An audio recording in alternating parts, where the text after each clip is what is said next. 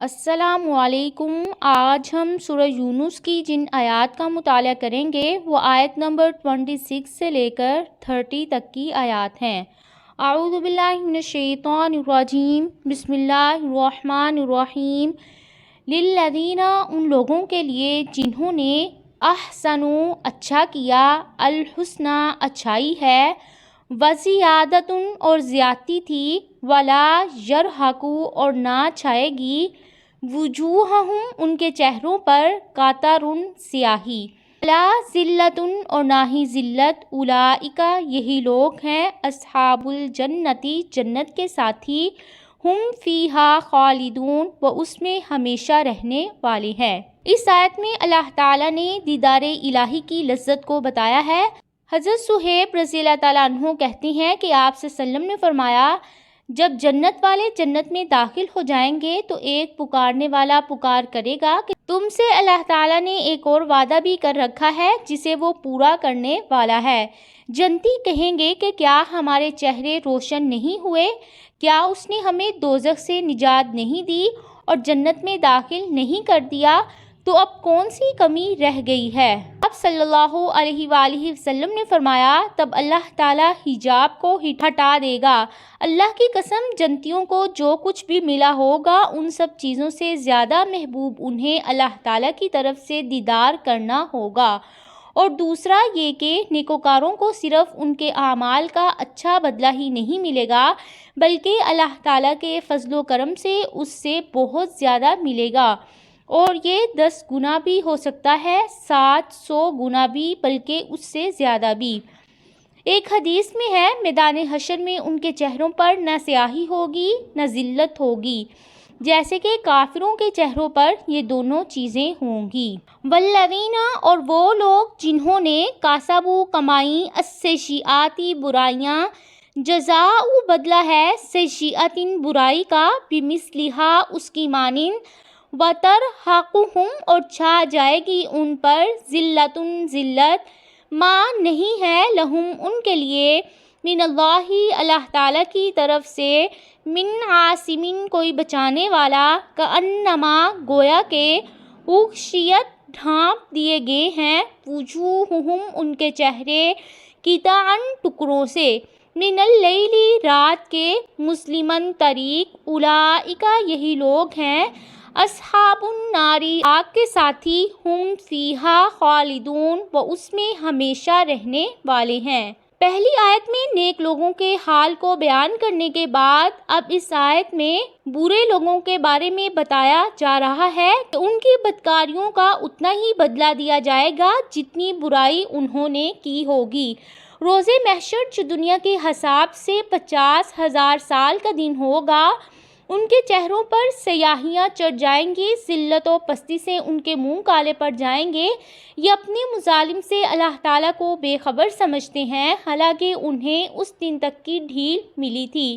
آج ان کی آنکھیں چڑھ جائیں گی، شکلیں بگڑ جائیں گی، ان کے چہروں پر اس قدر تاریکی ہوگی جیسے اندھیری رات کا کچھ حصہ ان پر جما دیا گیا ہے۔ آج کوئی نہ ہوگا جو ان کو بچا لے گا، کوئی بھاگنے کی جگہ نظر نہیں آئے گی۔ یوم، اور جس دن، نحشرہم، ہم اکٹھا کریں گے ان کو، جمیعاً، سب کے سب کو، ثم، پھر، نقول، ہم کہیں گے، للذین، ان لوگوں کو جنہوں نے اشرکوا، شرک کیا، مکانہم، اپنی جگہ پر ٹھہرے رہو، انتم، تم، وشرکاؤکم، اور تمہارے شریک، فزیلنا، جدائی ڈال دیں گے ہم، بینہم، ان کے درمیان، وقالا، اور کہیں گے، شرکاؤہم، ان کے شریک، ما کنتم، نہیں تھے تم، ایانا، صرف ہماری ہی، تعبدون، تم عبادت کرتے۔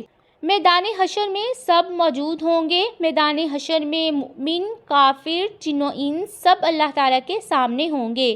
سب کا حشر ہوگا، ایک بھی حاضر ہونے سے باقی نہیں رہے گا۔ پھر مشرکوں کو اور ان کے شریکوں کو الگ الگ کھڑا کیا جائے گا تاکہ ایک دوسرے کے روبرو ہو کر سوال و جواب کر سکیں۔ ان میں وہ سب اشیاء شامل ہیں جن کی دنیا میں پوجا کی جاتی رہی ہے۔ ان میں پتھر، درخت، مویشی جیسے گائیں، بیل، فرشتے، انبیاء بھی جیسے حضرت عیسیٰ علیہ السلام، حضرت عزیر علیہ السلام، بزرگان دین، مشائخ، دیوی دیوتا، ان کے مجسمے بھی، غرض جس چیز کی کسی نہ کسی رنگ میں عبادت کی جاتی رہی ہے، سب کو وہاں اکٹھا کیا جائے گا۔ ان کے مقابلے میں اہل ایمان کو دوسری طرف کر دیا جائے گا، پھر ان کے درمیان دنیا میں جو خصوصی تعلق قائم تھا وہ ختم کر دیا جائے گا اور ایک دوسرے کے دشمن بن جائیں گے۔ فَكَفَىٰ پس کافی ہے، بِاللَّهِ اللہ تعالی، شہیداً گواہ، بیننا ہمارے درمیان، وبینکم اور تمہارے درمیان، ان کننا بے شک تھے ہم، ان عبادتکم تمہاری عبادت سے، لغافلین البتہ غافل۔ ان کے معبود اس بات کا بھی انکار کریں گے کہ لوگ ان کی عبادت کرتے تھے۔ انکار کی وجہ یہ ہوگی کہ ہمیں تو کچھ بھی پتہ ہی نہیں ہے کہ تم کیا کچھ کرتے تھے۔ اگر ہم جھوٹ بول رہے ہیں تو ہمارے اور تمہارے درمیان اللہ تعالیٰ گواہ ہے اور وہ کافی ہے۔ اس کی گواہی کے بعد کسی اور کے ثبوت کی ضرورت ہی نہیں رہ جاتی۔ اور اللہ تعالیٰ خوب جانتے ہیں کہ نہ ہم نے کبھی اپنی عبادت کے لیے تم سے کہا اور نہ ہم اس سے کبھی خوش رہے۔ اس سے یہ معلوم ہوا کہ مرنے کے بعد انسان کتنا بھی نیک ہو، حتیٰ کہ نبی اور رسول ہو، مرنے کے بعد اسے دنیا کے حالات کا علم نہیں ہوتا ہے۔ ہنالک اسی جگہ، تبلو جانچ لے گا، کل نفس ہر نفس، ما اسلفت جو اس نے پہلے کیا، وردوا اور وہ لوٹائے جائیں گے، الی اللہ اللہ تعالیٰ کی طرف، مولاہم جو مولا ہے ان کا، الحق کی سچا، وضل اور گم ہو جائیں گے، عنہم ان سے، ما جو کانو تھے وہ، یفترون وہ گھڑتے۔ مشرکین جو ہیں وہ کچھ عقائد کی بنا پر اپنے معبودوں کی پرستش کرتے تھے۔ نمبر 1 کہ یہ ہمارے حاجت روا اور مشکل کشاں ہیں۔ دوسرا، ہماری فریاد کو سنتے ہیں۔ تیسرا، ہمارے اور اللہ تعالیٰ کے درمیان واسطے کا کام دیتے ہیں۔ اللہ تعالیٰ سے قرب کرنے کا ذریعہ ہے، ہمارے سفارشی ہیں اور اخروی عذاب سے ہمیں بچا لیں گے۔ بعض لوگوں کا عقیدہ ہے کہ فلاں پیر کی بیعت ہو جانا ہی اخروی عذاب سے نجات کی ضمانت ہے۔ قیامت کے دن حقیقت حال مشرکوں کے سامنے آ جائے گی، وہاں ہر شخص اپنے اعمال کو دیکھ لے گا، ترازو قائم ہوگا، تب ایسی باتیں بھول جائیں گے اور انہیں خود بھی یاد نہیں رہے گا کہ وہ کیوں ان معبودوں کی عبادت کرتے رہے ہیں۔